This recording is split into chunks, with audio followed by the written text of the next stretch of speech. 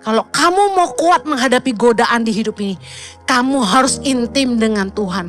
Makanya Yesus bilang, berjaga-jagalah dan berdoalah. Artinya kamu harus dekat dengan Tuhan supaya kamu kuat menghadapi godaan.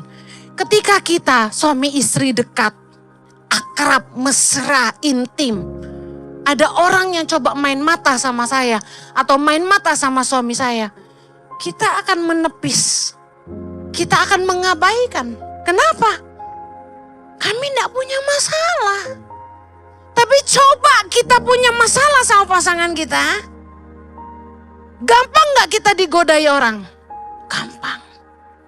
Apalagi pacar lama yang kita pernah cinta.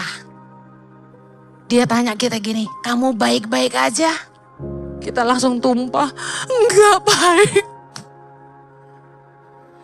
Dengar. Kalau kamu intim dengan Tuhan, kamu kuat menghadapi godaan.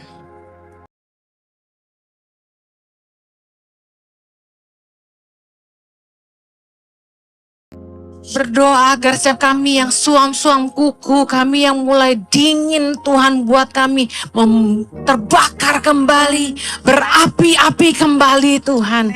Bersemangat untuk terus mengikut Tuhan.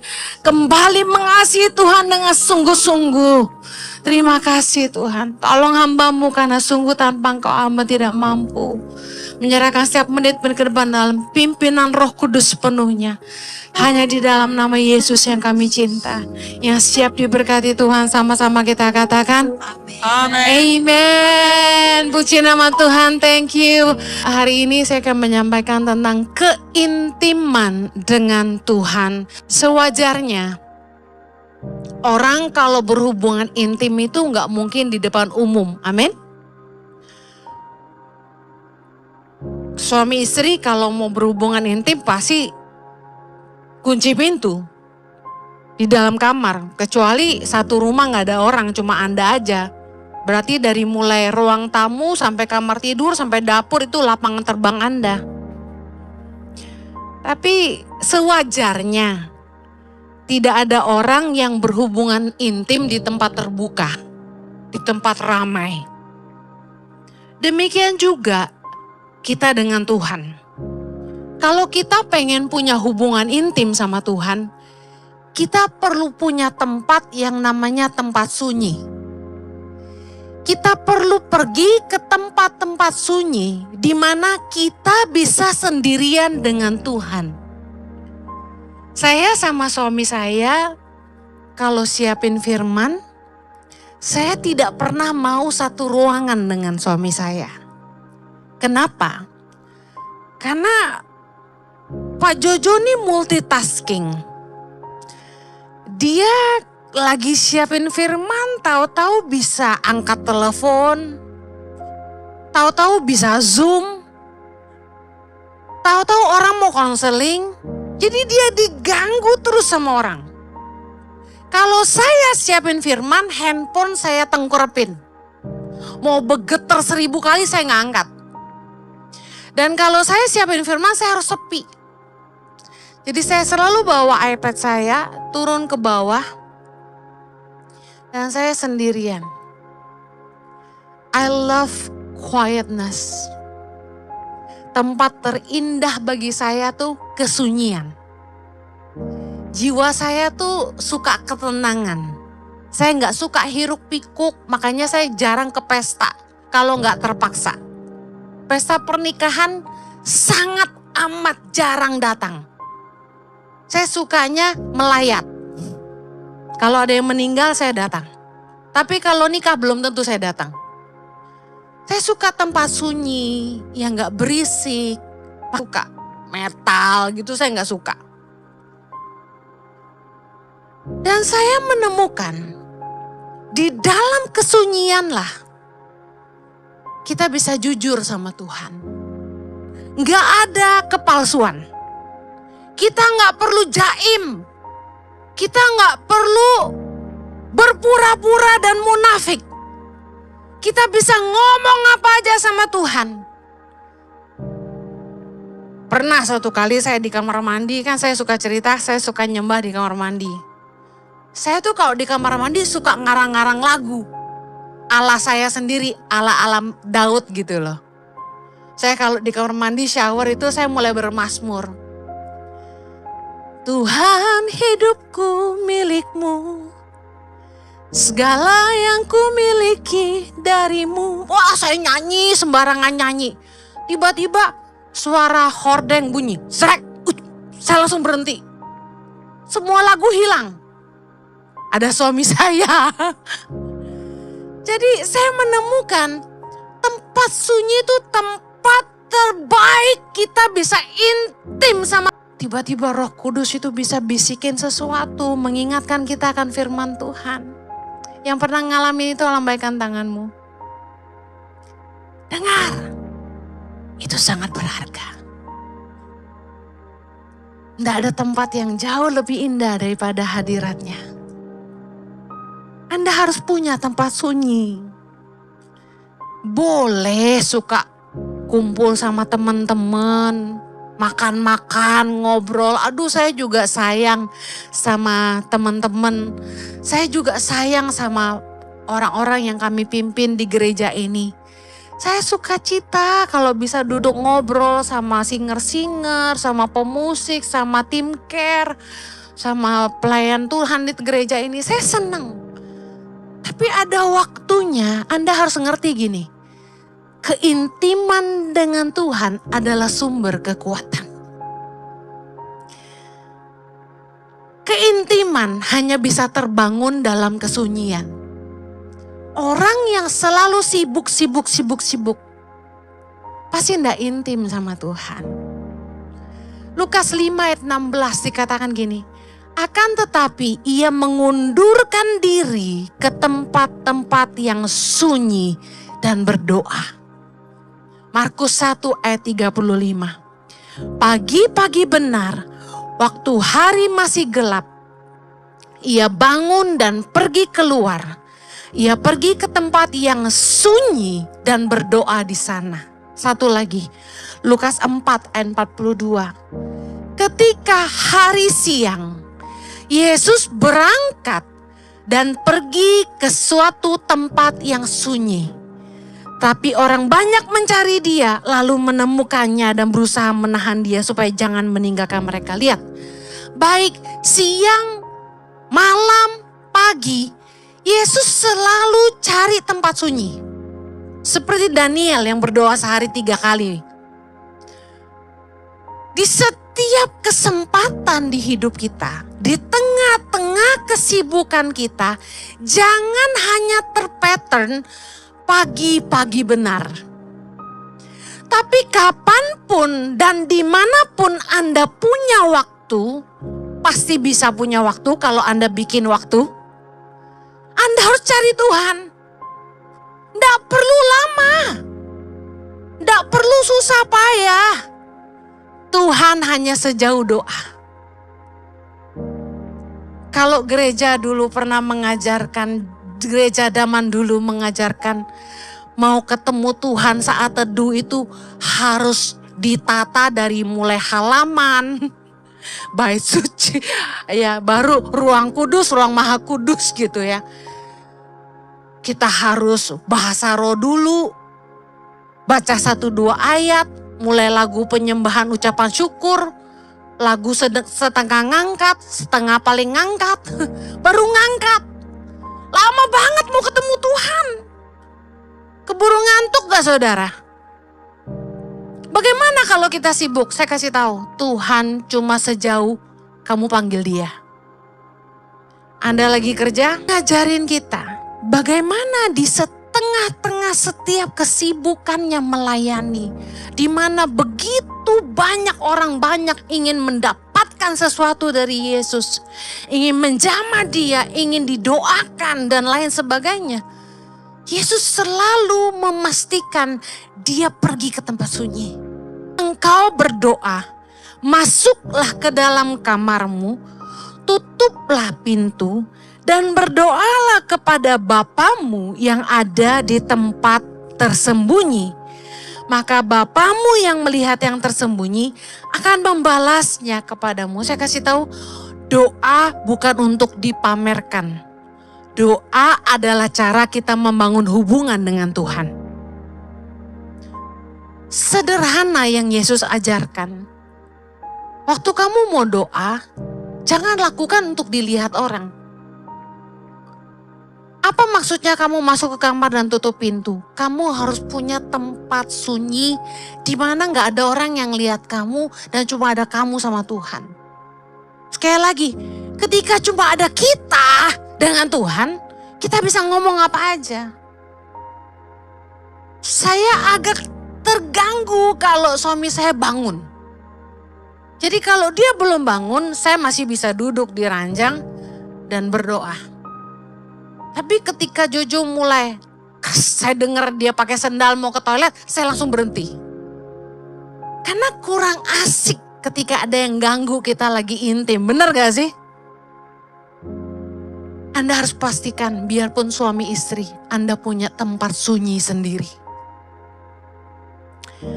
Saya mau bahas, belajar dari hidup Tuhan Yesus.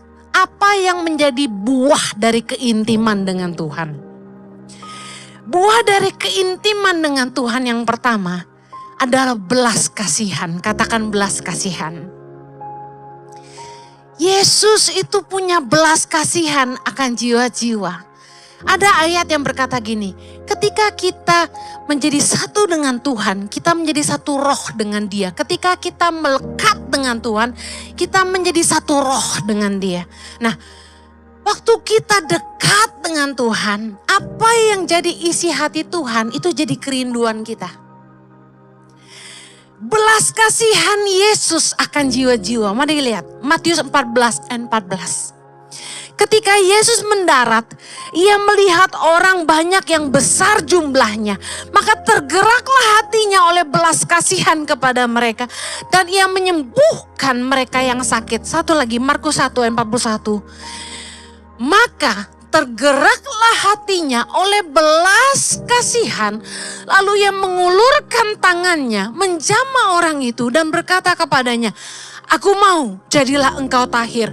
Masih banyak lagi ayat-ayat lain yang kita bisa baca tentang bagaimana Yesus digerakkan oleh belas kasihan. Belas kasihan menjadi kunci setiap mujizat yang Yesus lakukan. Karena dia punya belas kasihan, dia berdoa buat orang sakit sembuh.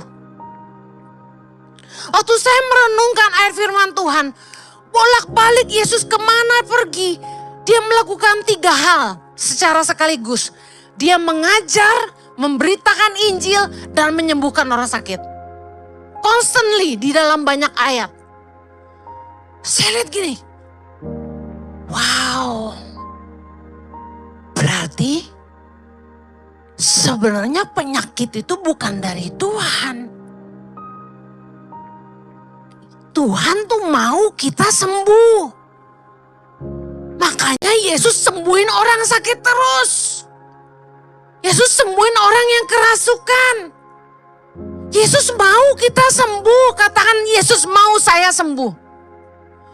Kita harus yakin waktu kita berdoa buat untuk orang tua kita berdoa buat adik kita, berdoa buat kakak kita, berdoa buat orang sakit.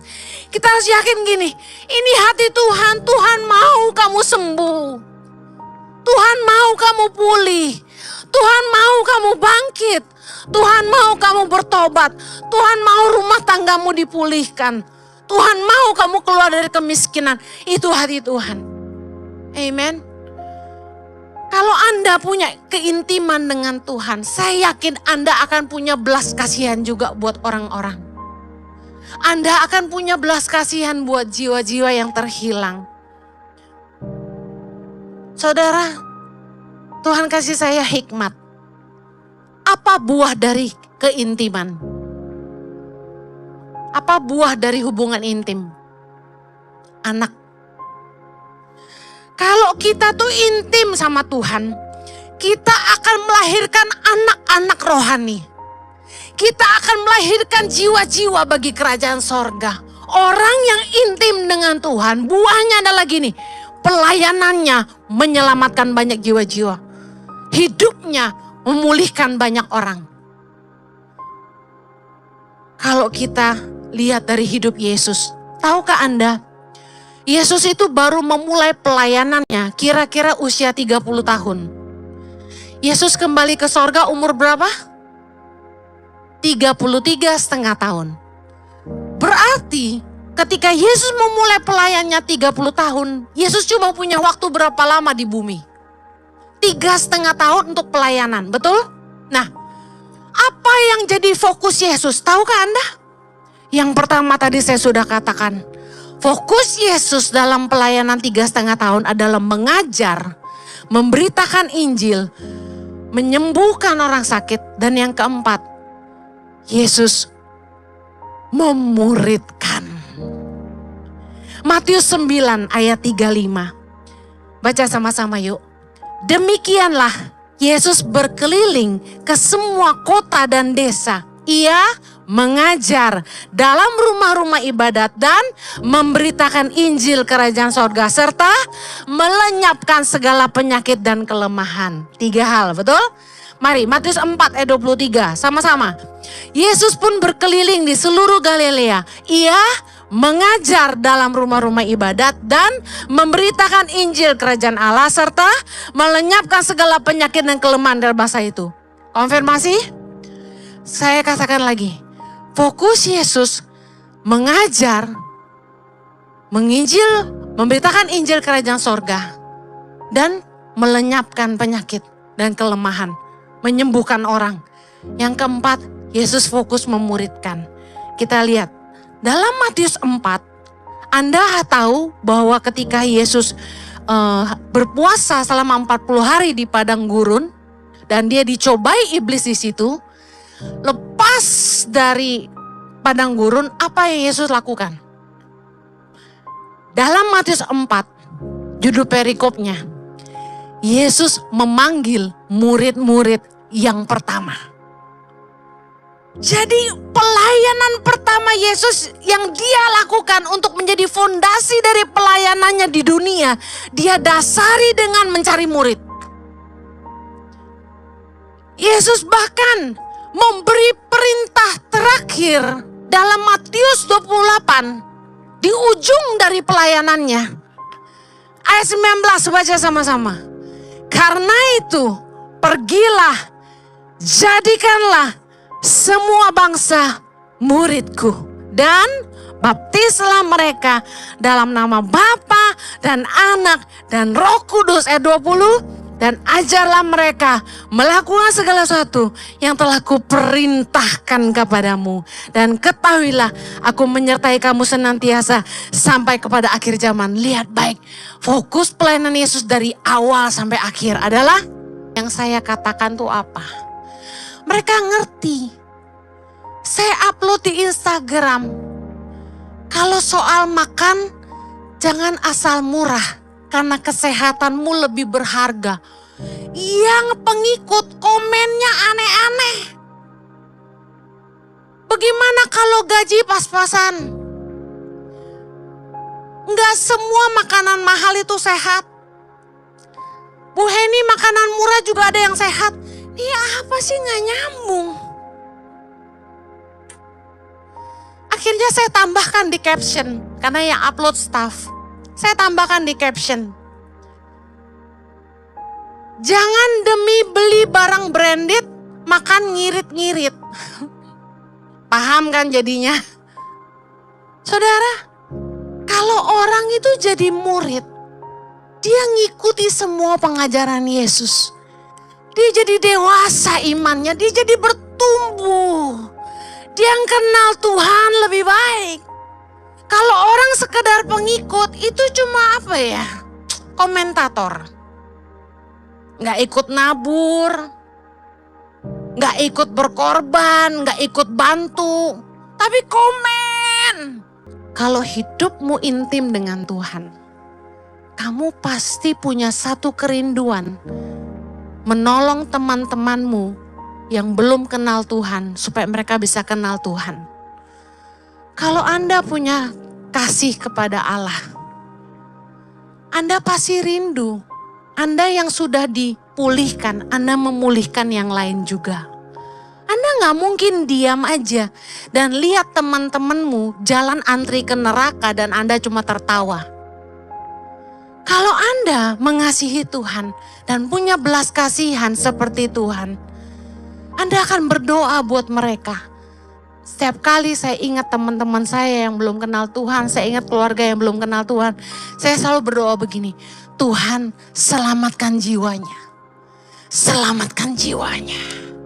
Ketika kamu punya belas kasihan buat jiwa-jiwa. Dengar, masih adakah orang tuamu, keluargamu yang belum kenal Tuhan? Jangan berhenti berdoa buat mereka. Supaya Tuhan menyelamatkan jiwanya. Kalau kamu kerja di kantormu, jadilah terang di tengah-tengah mereka. Mungkin kamu gak bisa gini, Kristen loh, ngapain Kristenin orang? Ikut Yesus gak perlu jadi Kristen sebenarnya.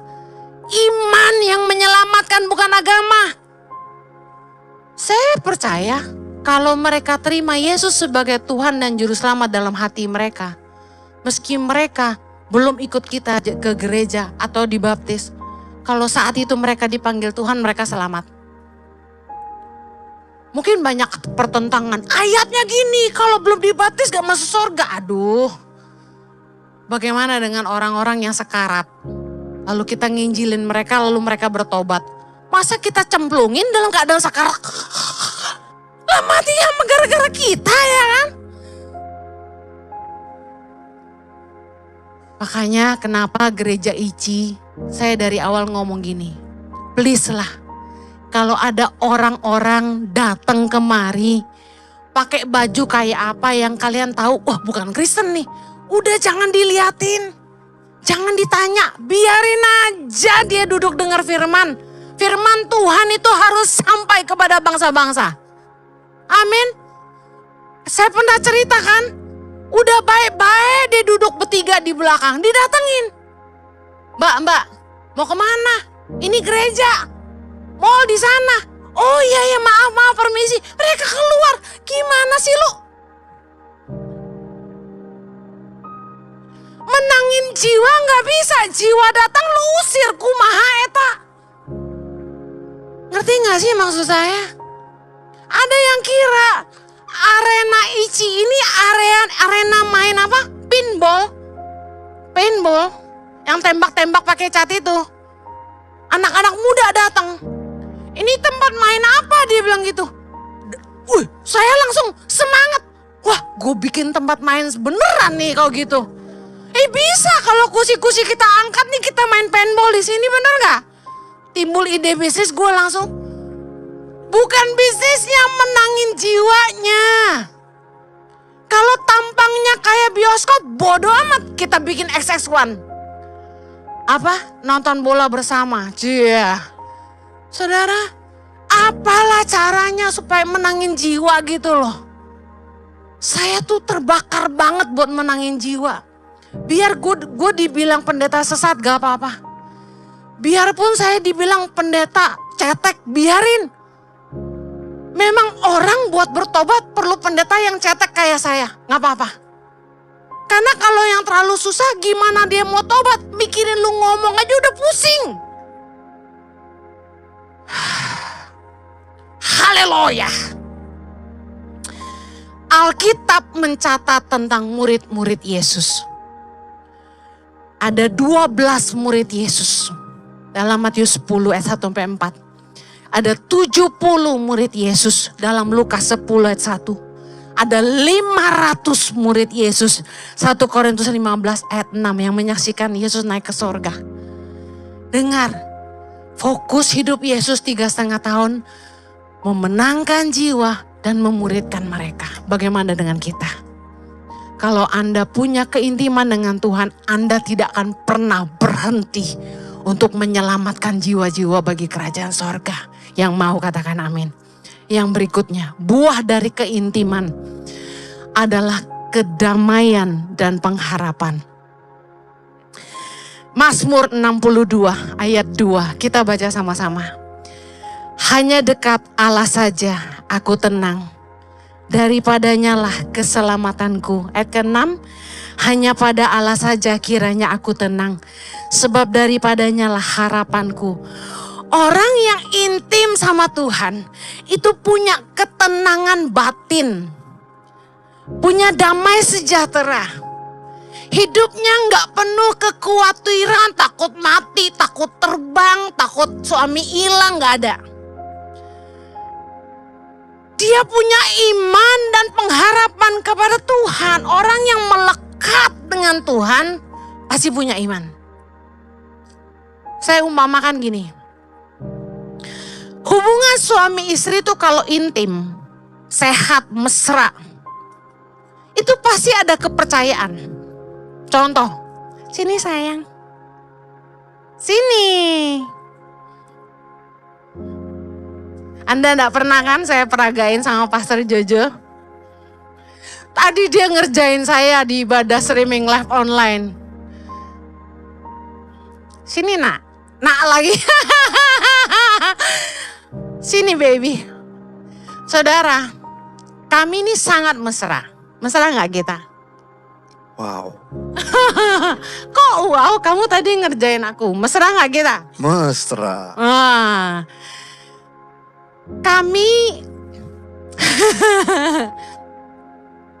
Kami mesra abis. Kami hot abis. Ini direkam. Anak-anak saya udah biasa papanya iseng. Nah, saya sama Pastor Jojo, kami tuh saking dekatnya. Kami punya hubungan seks yang sehat, komunikasi yang sehat, keuangan yang puji Tuhan sehat. Kami sangat terbuka, keuangan kami jadi satu. Gak ada rahasia. Jojo bisa cek rekening saya bisa cek rekening Jojo. Keuangan kami sepakati. Tiap kali saya transfer kemanapun, saya transfer ke Jojo. Supaya saya kirim ke Jojo supaya Jojo tahu saya ada berkati orang. Gak ada rahasia di antara kami. Puji Tuhan. Nah, saya mau kasih tahu gini. Ketika hubungan suami istri intim, itulah yang menandakan hubungan kita sehat. Ada kemesraan, itu tanda dari keintiman. Coba misalnya, Jojo jalan di depan, saya di belakang. Orang langsung tahu, ini dia gak intim. Ini punya masalah. Suami terlalu dominan, emang sih. Atau sebaliknya, istri di depan, suami di belakang. Jalan sekenanya, jalan udah lebih cepat, sok keren, sok cantik, tebar pesona. Gak peduli sama pasangannya. Pelayanan sendiri, istri gak pernah diajak. Gak gitu sih kita. Saya mau kasih tahu, ini yang bikin rumah tangga jadi masalah. Anda bisa kebayang kalau ada istri-istri yang dia tuh gak bisa tidur karena gak tahu suaminya malam itu tidur di mana. Bisa paham maksud saya? Dia khawatir sebenarnya suami gue tuh punya simpenan gak sih? Mana sering lihat HP lagi. Ke toilet bawa HP. Mau tidur pegang HP. Makan pegang HP. Naik mobil pegang HP. HP terus. Curcol. Kita kan jadi kesel ya kan? Ini saya di sini liatin saya loh. Kamu kok lihat HP terus, ntar aku keburu tua loh, gitu kan?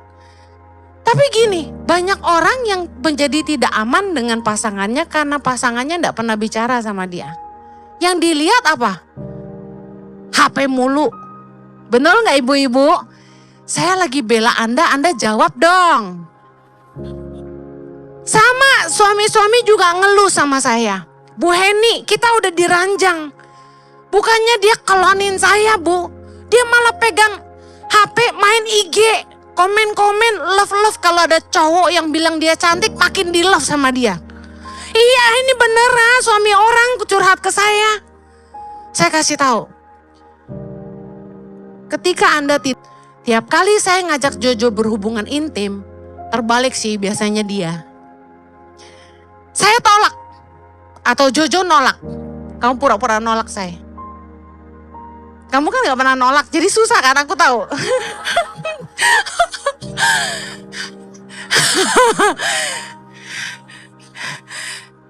Aku yang sering nolak atau kamu?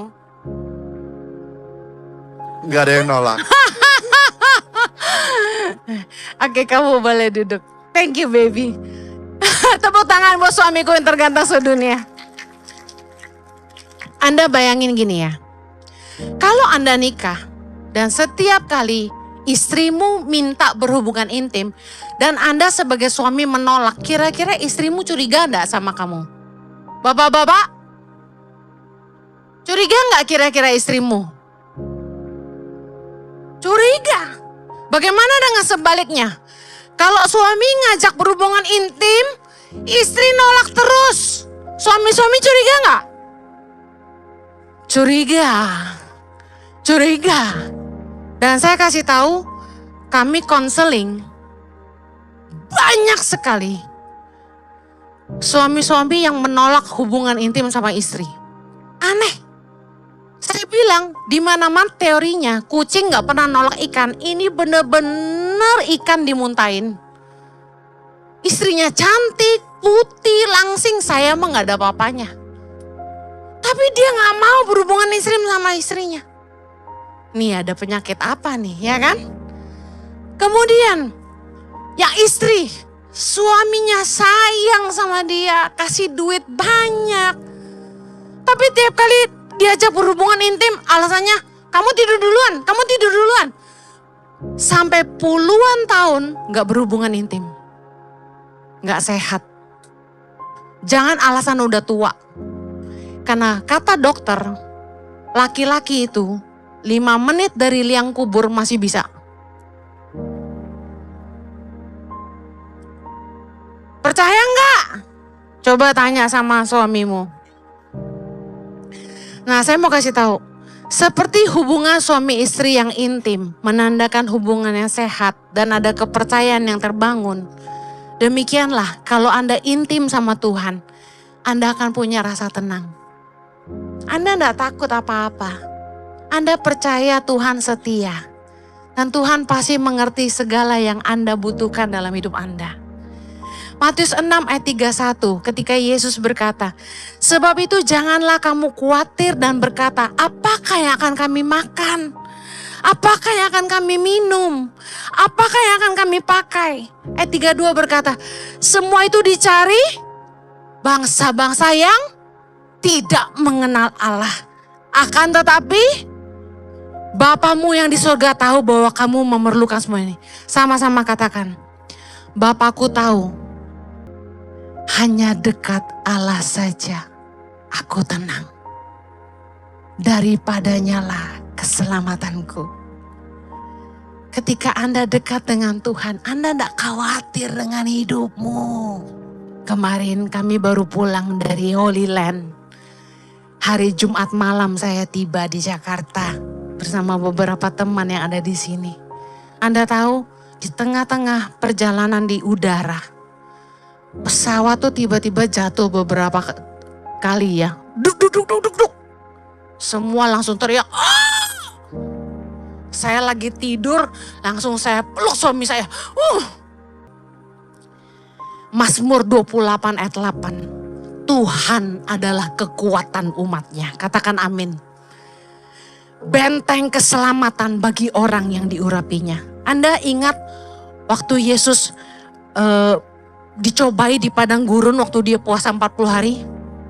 Apa yang bikin Yesus kuat? Ketekatannya dengan Tuhan.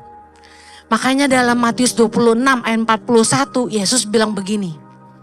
Berjaga-jagalah dan berdoalah supaya kamu jangan jatuh ke dalam pencobaan. Roh memang penurut, tapi daging lemah. Dengar baik. Kalau kamu mau kuat menghadapi godaan di hidup ini, kamu harus intim dengan Tuhan. Makanya Yesus bilang, berjaga-jagalah dan berdoalah. Artinya kamu harus dekat dengan Tuhan, supaya kamu kuat menghadapi godaan. Ketika kita suami istri dekat, akrab, mesra, intim, ada orang yang coba main mata sama saya atau main mata sama suami saya, kita akan menepis. Kita akan mengabaikan. Kenapa? Kami tidak punya masalah. Tapi coba kita punya masalah sama pasangan kita. Gampang gak kita digodai orang? Gampang. Apalagi pacar lama yang kita pernah cinta. Dia tanya kita gini, kamu baik-baik aja?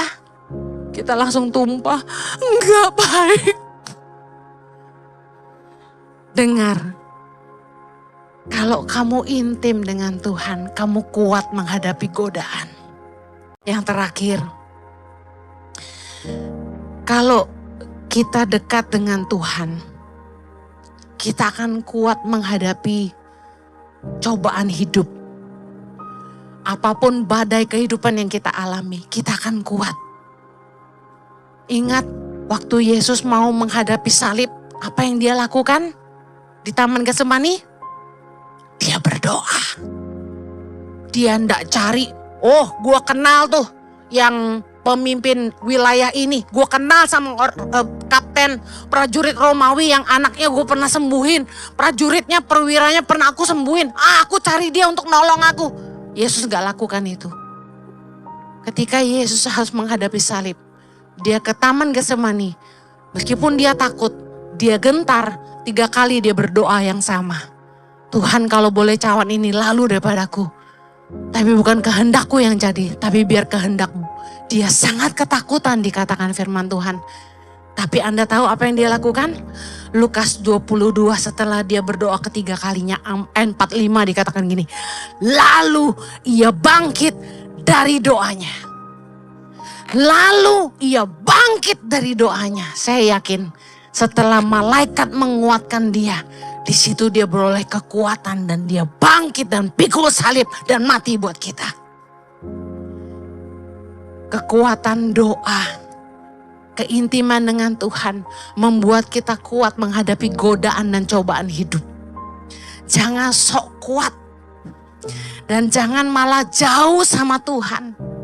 Ada orang yang berkata gini, saking banyaknya masalah gue udah gak mau cari Tuhan lagi, gue udah gak bisa doa lagi. Salah.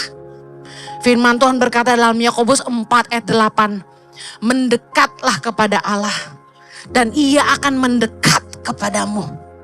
Tahirkanlah tanganmu, hai kamu orang-orang berdosa, dan sucikanlah hatimu, hai kamu yang mendua hati. Kalau Anda jatuh dalam dosa sekalipun, jangan menjauh dari Tuhan.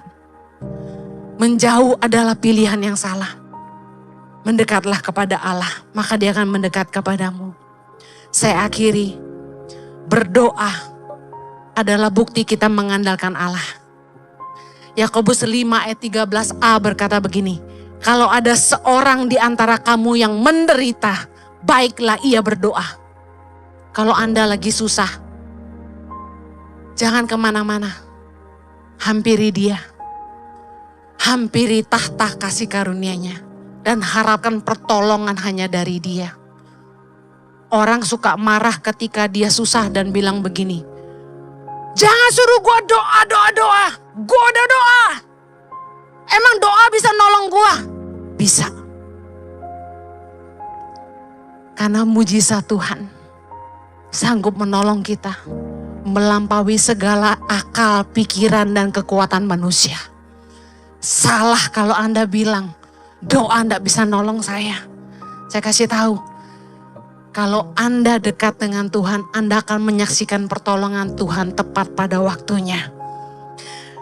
Mazmur 63 ayat 7. Ini yang saya sering lakukan dan saya mau share buat Anda. Ini yang Daud juga lakukan. Mazmur 63 ayat 7. Kita baca sama-sama. Apabila aku ingat kepadamu di tempat tidurku, merenungkan engkau sepanjang kawal malam. Sungguh engkau telah menjadi pertolonganku dan dalam naungan sayapmu aku bersorak-sorai. Jiwaku melekat kepadamu, tangan kananmu menolong aku. Keintiman Daud dengan Tuhan, menyaksikan pertolongan Tuhan yang menjadi kekuatan dalam hidupnya. Saya berdoa, Anda yang hari ini jenuh, lelah, banyak masalah, Anda balik lagi ke hubungan intimmu dengan Tuhan.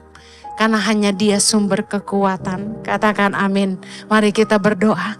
Bapa di sorga, kami membutuhkan Engkau. Tolong kami di tengah-tengah kesibukan kami.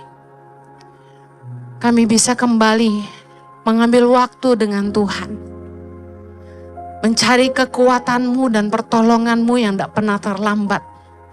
Tolong kami untuk intim dengan Tuhan. Kami pengen kami dipulihkan. Kami pengen belajar percaya sama Tuhan. Karena Tuhanlah sumber kekuatan dan damai sejahtera dalam hidup kami. Terima kasih Tuhan, berkati umat-Mu, hamba-Mu berdoa. Ketika mereka mendekat kepadamu, Tuhan berkenan ditemui. Di dalam nama Yesus. Yang diberkati sama-sama katakan, Amen. Have a blessed Sunday. God bless you. Take care.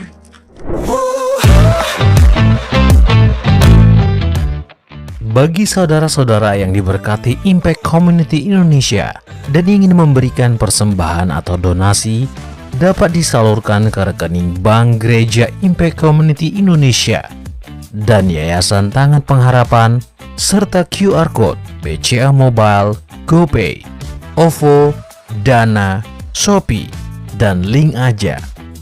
Ibadah Impact Community Indonesia menjadi 5 sesi. Ibadah jam 8 pagi, jam 10, jam 12 siang, jam 3 sore, dan jam 5 sore. Seluruh ibadah berlangsung on-site di Mall of Indonesia, lantai P3, Kelapa Gading, Jakarta Utara. Bagi jemaat yang ingin mengikuti secara online, ibadah live streaming dapat diikuti pada pukul 10 pagi waktu Indonesia Barat di YouTube Impact Community Indonesia. Mari bersama-sama untuk datang dan mengikuti 60 Minute Worship secara onsite setiap Rabu malam pukul 19.30 waktu Indonesia Barat, langsung di Gereja Impact Community Indonesia, Mall of Indonesia lantai P3. Mari bawa keluarga dan ajak orang-orang yang Anda kasihi. Impact Community Indonesia Friday Service, ibadah setiap hari Jumat yang ditayangkan secara online pukul 19 waktu Indonesia Barat. Ibadah Saturday Service, ibadah Sabtu Impact Community Indonesia ditayangkan online setiap Sabtu pukul 19 waktu Indonesia Barat di YouTube Impact Community Indonesia. Setiap ibadah online Impact Community Indonesia sudah tersedia subtitle dalam bahasa Indonesia, bahasa Inggris, dan Mandarin. Anda dapat mengaktifkan dengan klik tombol CC atau closed caption pada layar Anda. Spesial bagi kaum muda, ibadah Impact Youth pukul 17 waktu Indonesia Barat di Mall of Indonesia lantai P3. Bagi jemaat di luar kota Jakarta dapat menyaksikan ibadah youth secara online di YouTube Impact Community Indonesia. Bagi Anda yang ingin tahu lebih banyak tentang firman Tuhan, dapat bergabung dalam Bible Study Impact Community Indonesia melalui virtual setiap 2 minggu sekali pada hari Sabtu pukul 9 pagi waktu Indonesia Barat. Pendaftaran ini gratis dan dapat dilakukan dengan mengisi form registrasi melalui scan QR Code atau dapat menghubungi nomor yang tertera di layar Anda. Saksikan Menabur Cinta untuk Indonesia setiap Sabtu jam 11 waktu Indonesia Barat di YouTube Tangan Pengharapan. Ikuti Daily Devotion setiap hari Senin sampai dengan Jumat jam 6 pagi waktu Indonesia Barat di YouTube Hani Kristianus, serta pukul 7 pagi waktu Indonesia Barat di YouTube Yohanes Kristianus. Impact Community Indonesia memiliki sebuah komunitas untuk kita bertumbuh bersama. Bagi Bapak Ibu Saudara yang ingin bergabung di Komsel Impact Community Indonesia, dapat mengisi link form pendaftaran di bawah ini. Bagi Anda yang rindu menjadi jemaat Impact Community Indonesia, dapat mengisi Google Form atau scan QR Code di layar Anda. Saudara dapat mengirimkan permohonan pelayanan doa dan konseling, atau jika Anda memiliki doa yang terjawab serta kesaksian atas jawaban doa Anda melalui Google Form, WhatsApp, atau email impactcommunity.id@gmail.com. Bagi Anda yang rindu untuk dibaptis, Anda dapat mendaftarkan diri Anda dengan scan QR Code yang ada di layar kaca atau menghubungi kami di 0811 9777 745. Tangan Pengharapan memproduksi merchandise Positive by YTP dan batik Tangan Pengharapan untuk menolong pendidikan anak-anak pedalaman Indonesia. Pembelian dapat dilakukan di online store Tangan Pengharapan, di Tokopedia, Shopee, dan WhatsApp merchandise Tangan Pengharapan di 0813 1100 5568. Temukan dan ikuti media sosial kami di YouTube dan Instagram Impact Community Indonesia.